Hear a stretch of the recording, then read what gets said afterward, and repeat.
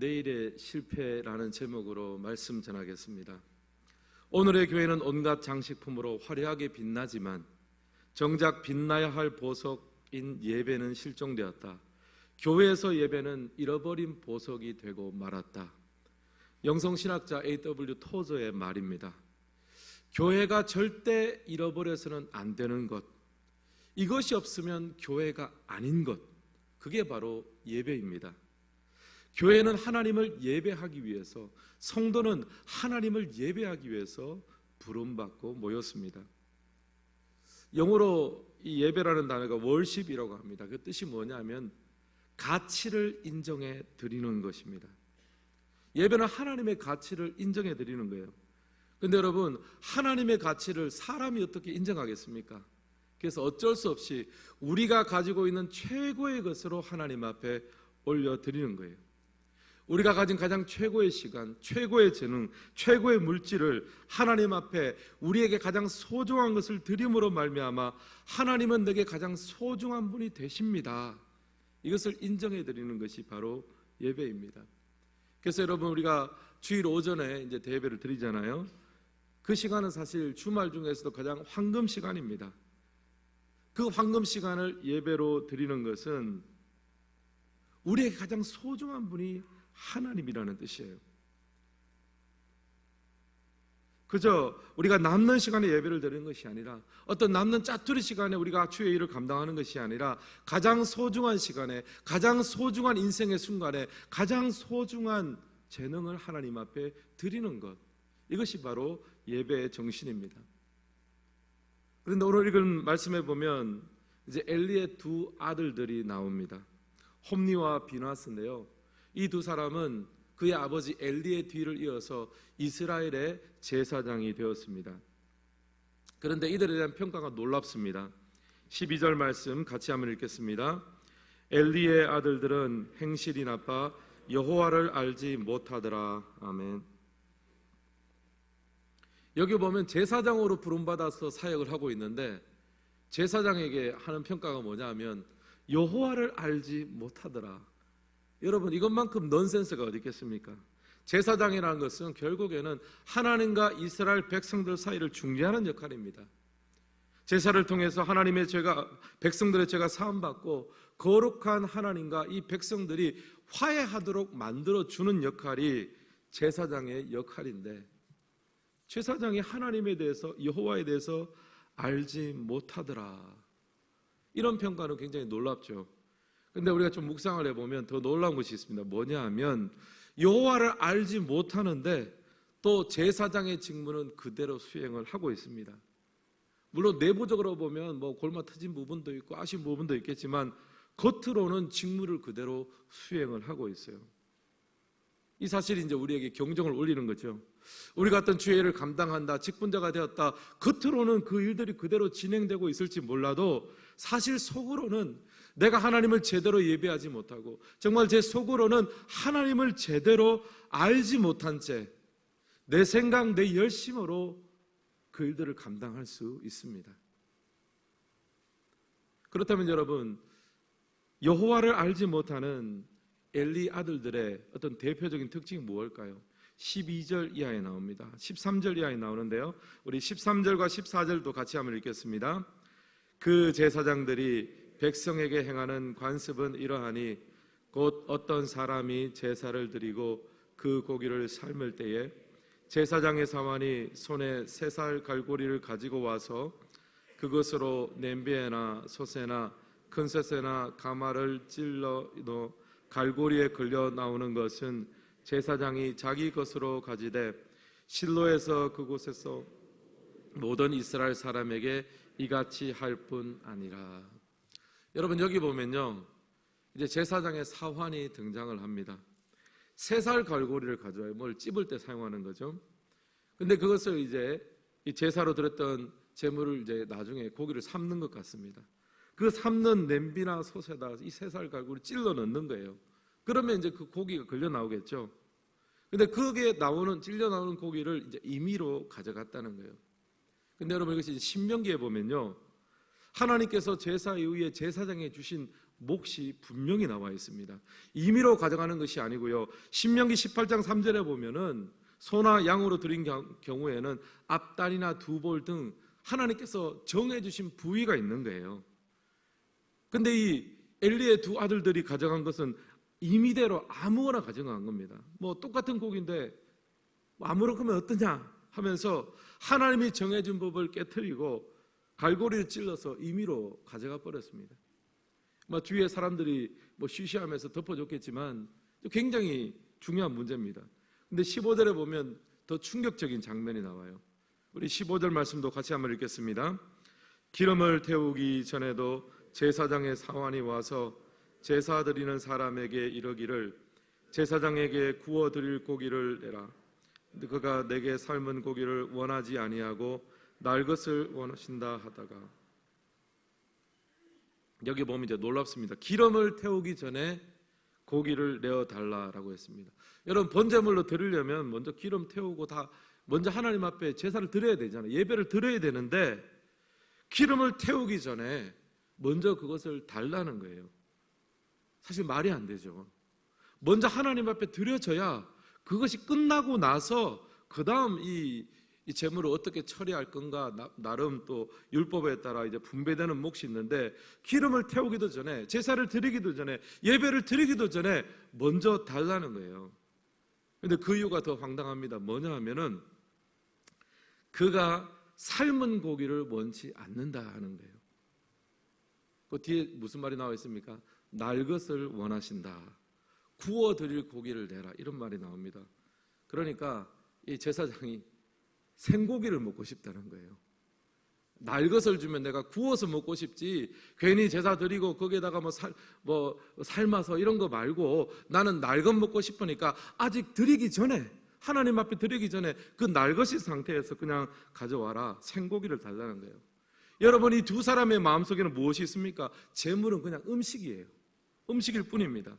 제사장의 직분도 뭡니까? 그냥 직장이에요. 직장일 뿐입니다. 그래서 하나님의 어떤 평가나 하나님 앞에 드려진다, 이런 것을 생각하기 전에 그냥 내가 먹을 음식, 꼭 내가 받을 어떤 목, 그 부분만 있는 거예요. 제사와 예배를 대하는 태도가 너무 다르죠. 하나님은 이런 홈리와 비노의 죄를 크게 보셨습니다. 17절에 제가 한번 읽겠습니다. 이 소년들의 죄가 여호와 앞에 심히 크면 그들이 여호와의 제사를 멸시함이었더라. 하나님은 이들의 죄를, 여호와의 제사를 멸시하고 결국에는 하나님을 멸시한 것으로 보았습니다. 오늘날로 말하면 이 제사가 이제 예배가 되겠습니다. 사랑하는 성도 여러분, 오늘 우리들의 예배 생활은 어떠하십니까?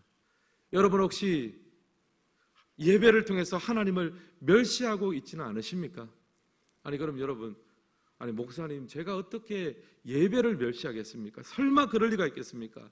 여러분, 그런데요, 우리가 하나님 앞에 한번 생각을 해보면요, 정말 무엇이 하나님을 멸시하는 예배냐라고 했을 때요, 이 엘리의 두 제사장을 본다면요, 하나님을 전혀 의식하지 못하고 하나님에 대한 소망이나 하나님에 대한 의식이나 하나님을 기대하지 못하고 그 자리에 앉아 있는 것을 사실은 하나님을 멸시하는 것이다 보고 있습니다. 우리가 찬양을 하고 기도도 하고 말씀도 듣지만 하나님의 그 일하심, 하나님의 그 역사하심에 대한 기대와 소망 없이 우리가 예배를 드리고 있다면, 여러분, 우리는 사실상 하나님의 예배를 멸시하고 있는 거나 마찬가지입니다. 종종 주일날 보면은 종종 이렇게 예배를 드리다가 어떤 분을 보면은 손에 휴대폰을 이렇게 가지고 막 뚫어지게 쳐다보는 분이 있습니다. 여러분, 제가 이 설교 강단에 보면요, 여러분 생각보다 여러분의 상태가 굉장히 잘 보입니다. 여러분이 눈을 감고 약간 꼬박꼬박 조는 것도 보이면 참 집사님이 굉장히 피곤하신가 보다. 근데 하나님을 기도합니다. 하나님, 저분은 설교 시작 전에 졸았으므로 제 책임은 아닙니다. 잘 보입니다. 어떤 분은 휴대폰을 뭐가 그렇게 볼 일이 많은지, 뭐가 그렇게 카톡을 하는지 검색을 하는지. 근데 여러분, 뭐 이 예배라는 것이 저하고 뭔가 이렇게 하는 거면은 뭐 그럴 수 있죠. 뭐 똑같은 사람이니까. 근데 여러분, 예배는 누구에게 드리는 거예요? 하나님 앞에 드리는 거잖아요. 우리가 어떤 사람하고 대화하거나 회의를 하다가도 갑자기 눈을 보고 회의하다가 갑자기 뭐 카톡을 뭐 한다든지, 갑자기 뭐 문자를 넣는다든지, 갑자기 전화를 하면은 이 대화를 하는 상대방이 얼마나 당황스럽겠습니까? 아이고, 내가 좀 대화할 상대가 아닌가? 무시하나? 이렇게 생각을 하는데, 여러분, 우리가 하나님을 예배하는 이 자리에 나와서 하나님 앞에 집중하지 못하고 다른 것들을 한다면 여러분, 그것도 예배를 멸시하는 처사라고 생각을 합니다. 근데 여러분, 우리가 예배에 대해서 우리가 소홀히 하고 예배의 자세에 대해서 우리가 실패를 한다면요, 그것이 끝이 아니에요. 엘리 아들들을 보면요, 처음에는 예배에 대한 소홀한 마음이 있었습니다. 근데 나중에 보면요, 이 공식적인 예배에서 우리가 실패하면요, 윤리적인 타락으로 삶의 예배에서도 실패하게 됩니다. 나중에 보면 이 엘리의 두 아들들이 성전에서 수종드는 여인과 동침하게 됩니다. 하나님 앞에 드려지는 예배에 실패하고 하나님에 대한 기대감 없이 예배를 드리고 나니까 그 다음 어떤 일이 벌어졌습니까? 삶의 예배, 윤리와 도덕이 무너지게 되는 거죠. 이 두 가지가 연계되어 있습니다. 사랑하는 성도 여러분, 제가 오늘 여러분들과 함께 나누고 싶은 부분은 뭐냐면요, 우리의 예배가 정말 하나님 앞에 온전히 드려져야 되고 우리의 예배가 하나님 앞에 지켜지지 않는다면, 여러분, 우리가 하나님을 예배하지 못한다면요, 우리는 반드시 다른 것을 예배하게 돼요. 제가 미국에서 유학을 할 때 한 가지 느낀 것이 있습니다. 미국에는 스포츠가 거의 우상이에요. 보니까 한날은 금요일 저녁에 운전해서 시내를 갔다가 이렇게 오는데 보니까 사람이 아무도 없어요. 원래 사람이 없습니다. 그런데 너무너무 사람이 없는 거예요. 아무데도 없어요. 지나가다가 보니까 미식축구장이 있어요. 와, 미식축구장에 보니까 사람이 완전히 꽉 차서, 저는 미국에 가서 그렇게 사람 많이 모인 거 처음 봤습니다. 가득 차서 뭐 환호를 하고 박수를 치고, 조금 거짓말 못하면요, 예배 드리는 것 같아요. 집중을 하고 환호를 하고, 거기서 뭐 찬양까지는 아니지만 막 사람들의 이름을 부르고. 여러분, 오늘 시대는요, 사람은 누군가를 예배합니다. 하나님을 예배하느냐, 스포츠를 예배하느냐, 아니면 가수를 예배하느냐, 누군가를 예배하는데, 여러분, 우리의 예배의 대상이 하나님 한 분이 되시기를 주님의 이름으로 축원합니다. 근데 엘리의 두 아들들이요, 엉뚱한 것을 예배하잖아요. 그냥 내 몫을 찾는 거, 내한테 유익이 되는 거, 내 편리 되는 거, 그런 것을 찾고 있습니다. 근데 제가 오늘 이 새벽에 여러분과 함께 나누고 싶은 것은 이 엘리의 두 아들들의 모습이 그 당대에 만들어진 것이 아니라는 거예요.